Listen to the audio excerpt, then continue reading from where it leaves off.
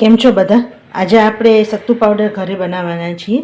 એટલે કે સત્તુ powder main તો બિહાર ઝારખંડમાં મળતું ફેમસ સત્તુ પાવડરમાંથી બનાવવામાં આવે છે એક ડ્રિંક. તો આજે પહેલે આપણે સત્તુ પાવડર બનાવશું ને એમાંથી બે વસ્તુ બનાવશું. એક ટ્રેડિશનલી જ્યાં બિહાર ઝારખંડમાં બનાવે છે એ, અને એક સત્તુથી આપણે બટર મિલ્ક એટલે કે છાશ બનાવશું. હવે એના માટે છે ને આવી રીતે આ જે ફોતરાવાળા ચણા, એટલે ઘણા અમે દાળિયા કહીએ, ઘણા તમે રોસ્ટેડ ચણા કહો, એ છે. આવા ફોતરાવાળા જ લેવાના. તો પહેલે શું કરવાનું, આવી રીતે પહેલાં હાથેથી તમારે એને મસળવાનું છે, જેથી ઉપરના ફોતરા છે ને એ આરામથી આવી રીતે જો નીકળી જ જશે આરામથી. પણ આવા જ લેજો. આ જે આવી રીતે આવે છે ને એની પાવડર થોડોક સત્તુની સાથે મળતો નથી આવતો. હવે હું એમ નહીં કહું છું કે આ રેસીપી પરફેક્ટ ટ્રેડિશનલ છે. આ સત્તુ જે બનાવવામાં આવે છે ને બિહાર ઝારખંડમાં, એ બહુ જ લાંબી પ્રોસેસ હોય છે. પણ હું જે રીતે 2-3 વર્ષથી બનાવું છું મારા ઘરે સત્તુ પાવડર, અને તમે બજારમાં લેવા જાઓ સત્તુ પાવડર, એને 90% તમને આ સેમ તમને ટેસ્ટ મળશે. તો પહેલાં આવી રીતે તમારે કાઢી લેવાના છે આના છોતરા. જો આપણે આના આવી રીતે છાલ છે ને, એટલે કે એના ઉપરના જે ફોતરા છે ને એ કાઢી લીધા છે, અને આવી રીતે જો ફોતરા આવી રીતે અલગ કાઢી લેવાના, એટલે તમારા પ્લેટફોર્મ પણ ન બગડે. હવે બજારમાં જે સત્તુ મળે ને એના જેવું એકદમ તમારે ટેસ્ટ લાવવા માટે તમારે આ આપણે જે દાળિયા છે ને એને થોડીક વાર રોસ્ટ કરવાના છે. હવે આ ઓલરેડી રોસ્ટેડ જ છે, પણ જે ઓરિજિનલ જે સત્તુ બનાવવામાં આવે છે ને સત્તુ પાવડર, એ એકદમ ઝીણા, એકદમ દાળિયા અને કઠણ દાળિયા હોય છે, એનો પાવડર બનાવવામાં આવે છે. અને બીજી રીત એ હોય છે કે પછી આપણે જે દેશી જે આપણે કઠોળના જે ચણા હોય ને એને પલાળી અને પછી એને સૂકવી અને પછી એનો પાવડર બનાવતા હોય છે. તો બે રીતે બનાવતા હોય છે.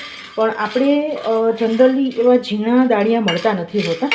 એટલે તમે જો આવી રીતે થોડીક વાર રોસ્ટ કરો ને એકદમ સ્લો ફ્લેમ ઉપર, તો એનો પાવડર એકદમ તમારે જે ઓરિજિનલ સત્તુ પાવડર હોય ને એનાથી 90% એટલે કે 90% એને મળતો આવે. હવે આમાં કલર ચેન્જ નથી કરવાનો, બિલકુલ સ્લો ફ્લેમ ઉપર થોડીક જ વાર રોસ્ટ કરવાનું છે.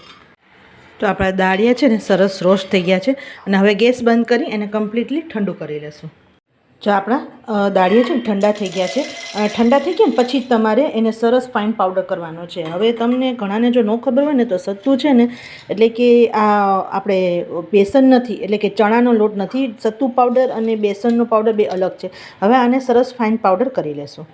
તો આપણે સત્તુનો પાવડર થઈ ગયો છે. હવે એમાંથી ટ્રેડિશનલ જે સત્તુનું ડ્રિંક બનાવવામાં આવે છે એ બનાવી લઈએ.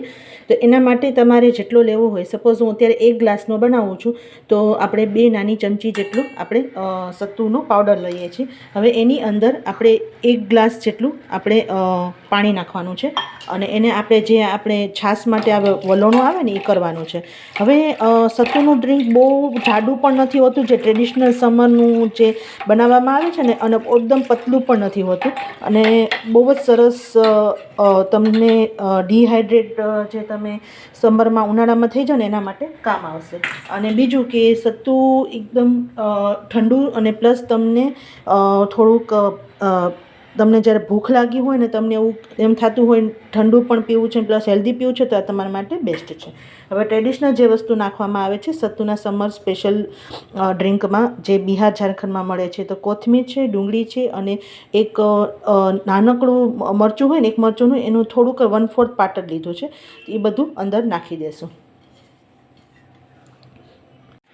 અને હવે એની અંદર જે નાખવામાં આવે છે સંચર પાવડર જરાક જ નાખવાનો છે, થોડોક સંચર પાવડર આપણે, કારણ કે આપણે એક જ ગ્લાસ બનાવીએ છીએ. જો વધારે બનાવતા હોય તો એ પ્રમાણે નાખવાનું.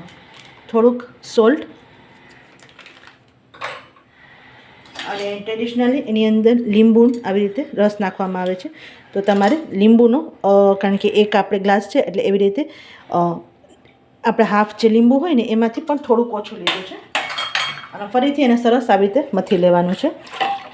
એટલે કે સરસ તમારે આવી રીતે જે તમારે આપણે જે બ્લેન્ડર નથી ફેરવવાનું, આપણે છાશ માટે આપણે દેશી જે વલોણું આવતું હતું ને એને આવી રીતે સરસ મથવાનું છે. તો આપણે સત્તુનું જે સમર સ્પેશિયલ ડ્રિંક છે એ થઈ ગયું છે, અને આપણે એને સર્વ કરી લઈએ. અને જ્યારે પણ તમે પીવો ને ત્યારે આવી રીતે હલાવીને લેજો, આવી રીતે સરસ. સ્પેશિયલ આ તમને કુલિંગ ઇફેક્ટ થશે, કારણ કે જે કોથમીર અને ડુંગળી છે ને એ ખાસ તમને સમરમાં તમને લૂથી બચાવે. હવે સત્તુ સ્પેશિયલ હવે આપણે છાશ બનાવવાના છીએ, તો આ આપણે સાઈડમાં રાખી દઈએ. જે આપણે ગ્રાઇન્ડ કર્યું હતું એ જ મેં મિક્સિંગ બાઉલ લીધું છે. હવે એની અંદર કોથમીર નાખું છું, આવી રીતે થોડીક કોથમીર, અને થોડુંક આપણે જે મરચું હોય ને એ આ તીખું મરચું નથી, એનો ખાલી હું આટલો જ પાટ નાખું છું, સાવ થોડોક જ, બરાબર છે. પહેલાં હું આને એમનેમ ચર્ન કરી લઈશ. તો આપણે એને થોડુંક એમનેમ ચર્ન કરી લીધું. થોડુંક મેં પાણી નાખ્યું હતું, સોરી હું તમને કહેતા ભૂલી ગઈ. હવે થોડુંક 2 ચમચી પાણી નાખ્યું હતું. હવે સત્તુનું આપણે બટર મિલ્ક એટલે સત્તુની છાશ બનાવવા માટે આપણે 1.5 ચમચી જેવી આપણે સત્તુનો પાવડર નાખીએ છીએ. આ પણ 1 જ ગ્લાસ પૂરતું આપણે બનાવવાનું છે. અને હવે એની અંદર દહીં નાખશું આપણે. તો તમારે કેટલું તમારે છાશ નાનો મોટો ગ્લાસ બનાવવો હોય એ પ્રમાણે તમારે દહીં નાખવાનું છે. અને એની અંદર છાશનો મસાલો સ્પેશિયલ મેં ઘરે બનાવેલો છે, એનો વિડીયો પણ મેં મૂકેલો છે. એ ચપટીક આપણે છાશનો મસાલો આપણે નાખશું એની અંદર, અને આને ફરીથી આપણે એકદમ સ્મૂથ ગ્રાઇન્ડ કરી લઈશું.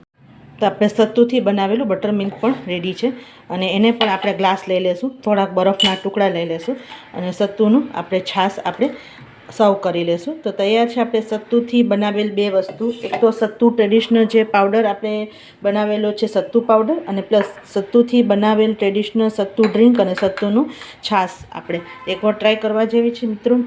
સમરનું સ્પેશિયલ આ બિહારી પાવડર, બિહારી ડ્રિંક અને સત્તુનો પાવડર ઘરે આસાનીથી બનાવી શકશો. અને જો ગમ્યું હોય તો લાઈક શેર અને સબસ્ક્રાઈબ કરી દેજો. સાથે બેલ આઇકન દબાવી ઓલ દબાવી દેજો, જેથી આવનારા બધા વિડીયોની નોટિફિકેશન તમને મળતી રહે. આવજો.